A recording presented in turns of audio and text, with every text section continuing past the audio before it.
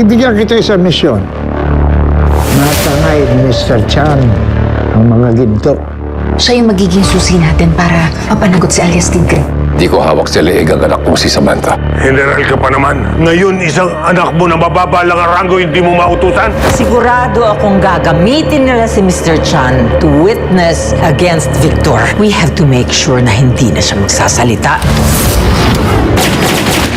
Kailangan na natin kumilos bago pa tayo mapaghandaan ng mga kalaban.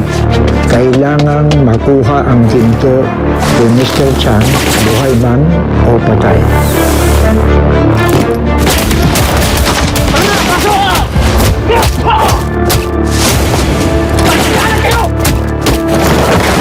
Malaki ang ibabayad sa atin ni Umali. Ikaw na mismo ang trumabaho nito. Anong bahala ron?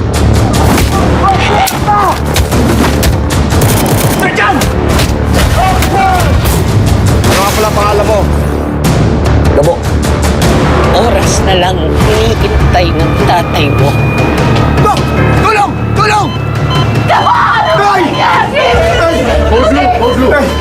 Mukha na bang walang aasahan sa'yo, tatay?